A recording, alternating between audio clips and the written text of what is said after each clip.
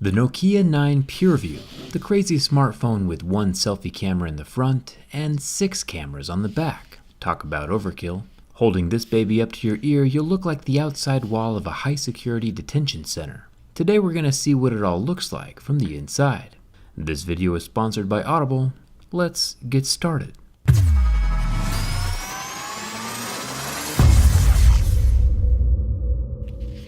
As with most glass-back smartphones, we're going to start off with the heat gun. The thing that makes this Nokia 9 different though is the amount of adhesive holding it all together. Yeah, most glass-backed phones are glued shut, especially when the phone has an IP67 water-resistant rating like this one. But this adhesive is excessive. I can use my razor blade to slice between the glass and the metal frame and cut through some of the adhesive.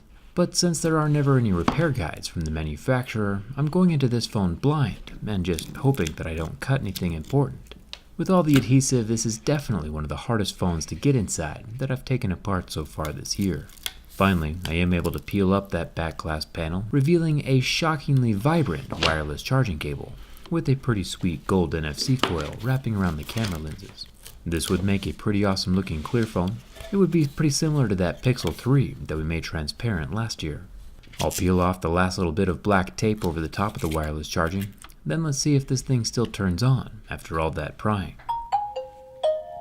I'm always amazed at the amount of ingenuity and design that goes into making these phones. Speaking of extreme ingenuity, the book I've been listening to this month is about the Wright brothers. Huge thanks to Audible for sponsoring this video. The Wright brothers is quite possibly one of my favorite audiobooks of all time. It talks about how two guys were able to succeed in building the first ever flying machine, using their own brains and their own money. What makes their invention even more impressive was that at the same time the Wright brothers were working, the government was dropping oodles of money into developing their own flying machine, which ended up failing miserably. The true story of the Wright brothers' hard work and ingenuity paid off big time, and I definitely recommend listening to it. You can get your first audiobook for free, even this book, when you try Audible for 30 days. Check the link in the description or visit audible.com/jerryrig. You can also text the word jerryrig to 500-500. The trial also comes with 2 free Audible originals. These are exclusive audio titles found only on Audible, created by storytellers from all kinds of genres, theater, journalism, literature, and a lot more.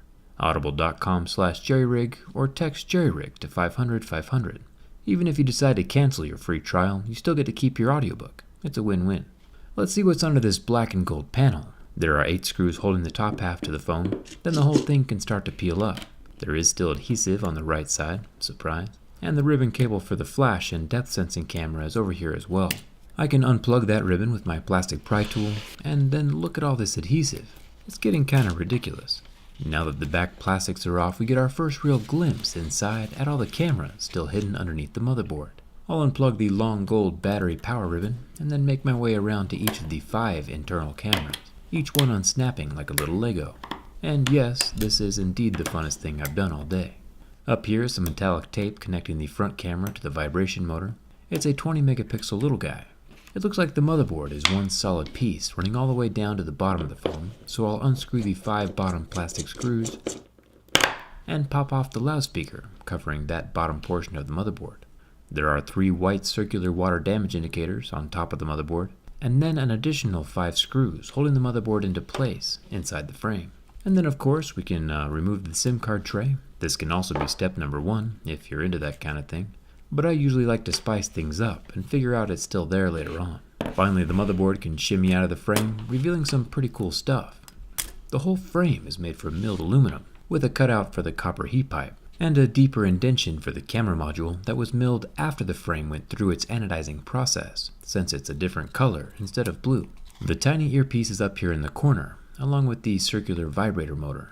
Taking a look at the back side of the motherboard, we get a dollop of thermal paste sitting over the processor, and these 5 cameras. Since all these cameras do the exact same thing at the exact same time, it's super important that they are all sitting in the exact same housing. If any one of the cameras was out of position, it might mess up the image that the phone is trying to stitch together. Each camera is housed in the same solid block of metal.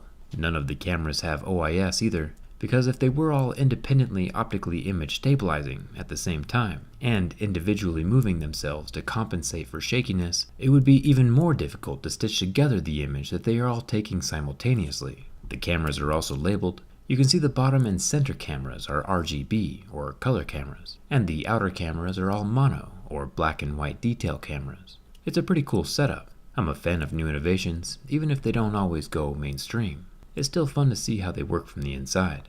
Unfortunately for us though, Nokia is still not giving up on the super strength adhesive that's holding this whole phone together, including underneath the battery. My thin metal pry tool is no match for the battery adhesive. I can grab my plastic tool for more leverage, but even then, the battery is bending at unsafe levels. Batteries are made up of positive and negative layers, all wrapped around each other. And if those layers bend or crush into each other, the battery can short out, spark, and start a fire. So it's super annoying when companies put permanent adhesive underneath the batteries. And for that reason alone, I highly recommend that you do not buy this phone. Future battery replacements would be near impossible, and recycling the phone after its life is over is even harder. Instead, just buy a phone that can be repaired and recycled easier than this one. Along with the unnecessary amount of adhesive, Nokia also put the display flex ribbon right under the battery in prime prying location. My efforts to remove the battery ripped the ribbon cable for the screen, most likely killing the display. The battery also sits on top of an old school first generation underscreen fingerprint scanner, which is probably why it struggled so hard to function. It doesn't work near as well as the later underscreen fingerprint scanners with lenses and better sensors, like inside the OnePlus phones. I'll put the 3320 mAh battery back in its slot over the copper heat pipe, and now it's time to see if I accidentally killed this thing by removing the battery. I'll try smashing the quintuplet cameras back into each of their own little square holes in the motherboard. It's kinda hard to line them all up with their squirrely ribbon cables. Honestly, this phone does look really cool inside, but it's definitely not one of my favorite phones to take apart. I mean, except for snapping in all 5 camera ribbons like little Legos. I'll do that part again any day. I'll get the front camera back into place, and then the battery gets plugged in and the 5 screws holding down the motherboard. Then I can clip in the back panel ribbon cable and get the plastics all situated with their screws.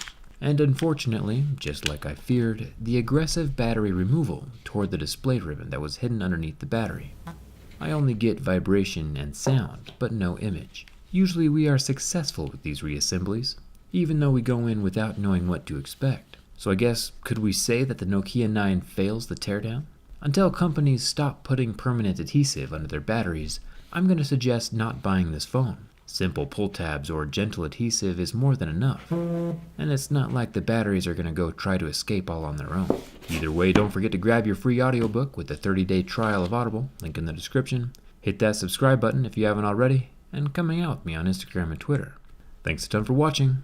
I'll see you around.